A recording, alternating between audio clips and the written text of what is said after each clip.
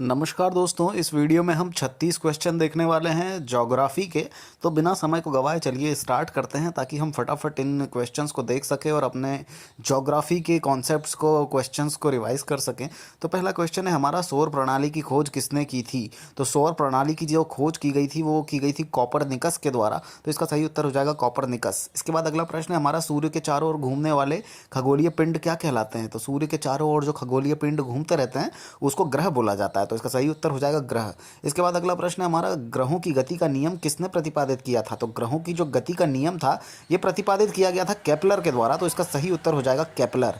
इसके बाद अगला प्रश्न है हमारा, सौर मंडल में कुल कितने ग्रह हैं? तो सौर मंडल में पहले हमारे 9 ग्रह थे, लेकिन अब हमारे सौर मंडल में 8 ग्रह हैं। तो इसका सही उत्तर हो जाएगा 8। इसके बाद अगला प्रश्न है हमारा, सूर्य से बढ़ती दूरी के अनुसार ग्रहों का निम्न में से कौन सा क्रम सही है? तो सूर्य से बढ़ती दूरी के अनुसार हमसे ग्रहों का क्रम पूछ रहा है और ऑप्शंस हैं बुध शुक्र पृथ्वी मंगल, या बुध पृथ्वी मंगल शुक्र, या बुध मंगल पृथ्वी शुक्र या फिर बुध मंगल शुक्र पृथ्वी। तो इसका सही जो क्रम है सूर्य से बढ़ती दूरी के अनुसार ग्रहों का जो क्रम है सही, वो है बुध शुक्र पृथ्वी और मंगल। तो इसका सही उत्तर हो जाएगा ए।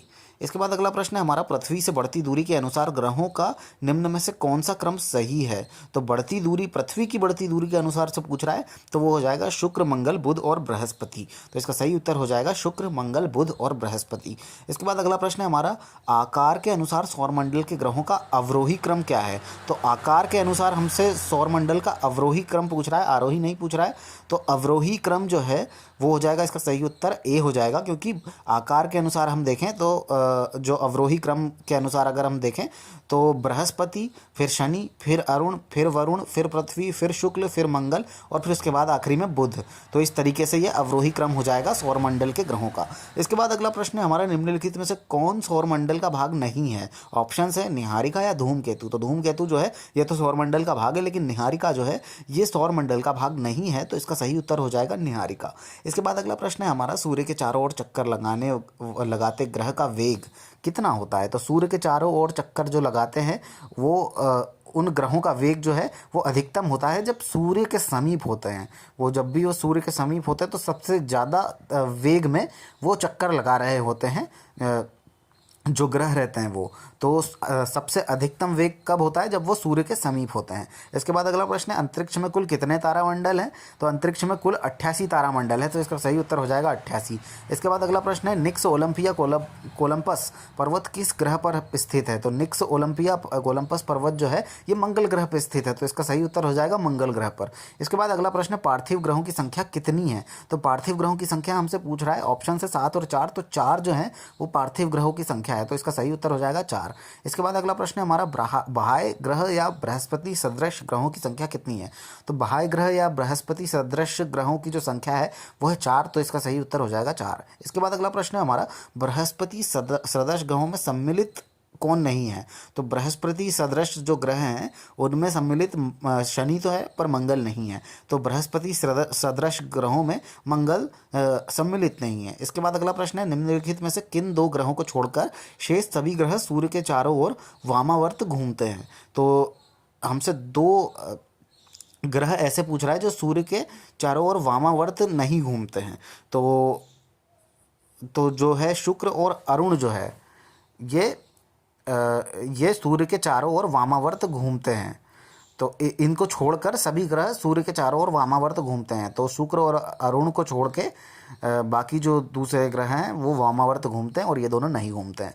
इसके बाद अगला प्रश्न है, सौरमंडल का जन्मदाता किसे कहा जाता है? तो सौरमंडल को जन्म जब देंगे जब सौर ऊर्जा उत्पन्न होगी, और सौर ऊर्जा सूर्य से उत्पन्न होती है। तो सूर्य को सौरमंडल का जन्मदाता कहा जाता है। इसके बाद अगला प्रश्न है हमारा, ब्रह्मांड में विस्फोटी तारा कहलाती है क्या कहलाती है? तो ब्रह्मांड में जो विस्फोटी तारा होता है वो होता है अभिनव तारा। तो अभिनव तारा जो है वो ब्रह्मांड में विस्फोटी तारा कहलाती है। इसके बाद अगला प्रश्न है, वैज्ञानिक जिन्होंने सर्वप्रथम खोज की थी पृथ्वी सूर्य के चारों ओर घूमती है। तो पृथ्वी सूर्य के चारों ओर जो घूमती है ये खोज की गई कॉपरनिकस के द्वारा। तो इसका सही उत्तर हो जाएगा कॉपरनिकस।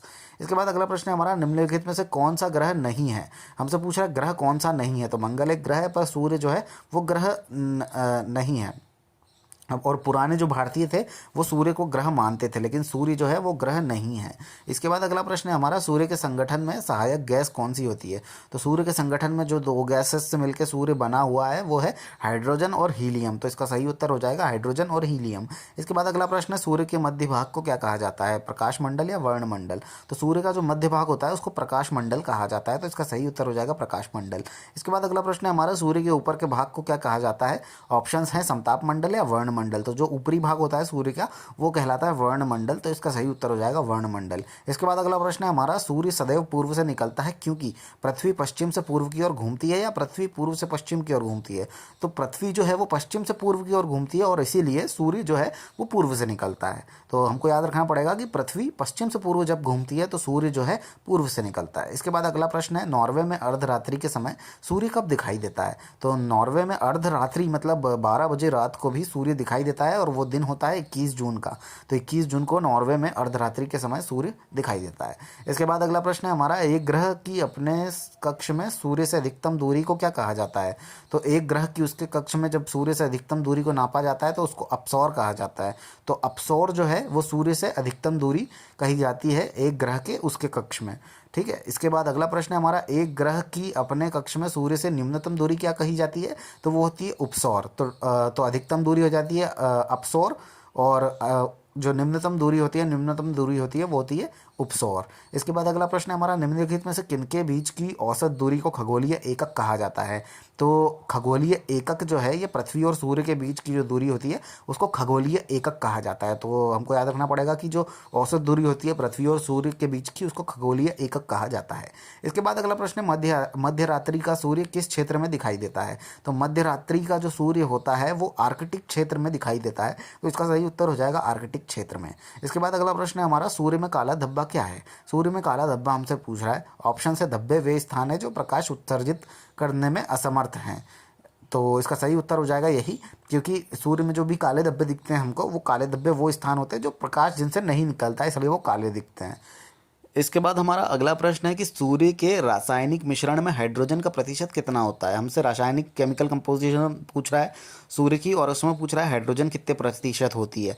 तो 71% जो है वो सूर्य के अंदर हाइड्रोजन होती है। तो इसका सही उत्तर हो जाएगा 71%। इसके बाद अगला प्रश्न है हमारा, निम्नलिखित में से कौन एक तारा है? ऑप्शन है सूर्य या शुक्र। तो शुक्र एक ग्रह है और सूर्य एक तारा है। तो इसका सही उत्तर हो जाएगा सूर्य। इसके बाद अगला प्रश्न है हमारा, सौर पृष्ठ पर लगभग कितना तापमान होता है? तो सौर पृष्ठ यानी जो सूरज होता है उसके ऊपरी भाग पे कितना तापमान होता है? तो 6000 डिग्री सेल्सियस के आसपास वहाँ पे तापमान होता है। तो इसका सही उत्तर हो जाएगा 6000 डिग्री सेल्सियस। इसके बाद अगला प्रश्न है, सूर्य प्रकाश धरती तक पहुँचने में कितना टाइम लेता है?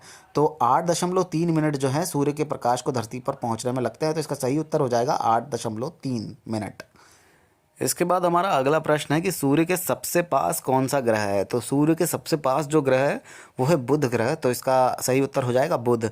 और इसके बाद हमारा अगला प्रश्न है कि किस ग्रह में चंद्रमा की तरह कलाएं होती हैं? तो चंद्रमा की तरह कलाएं जो हैं ये बुध जो ग्रह है उसके अंदर होती हैं। तो इसका सही उत्तर हो जाएगा बुध। इसके बाद अगला प्रश्न है आखिरी हमारा कि बुध नक्षत्र में एक वर्ष में दिनों की संख्या कितनी होती है? तो बुध नक्षत्र में एक वर्ष में 88 दिन होते हैं। तो इसका सही उत्तर हो जाएगा 88 दिन होते हैं बुध नक्षत्र में एक वर्ष की संख्या।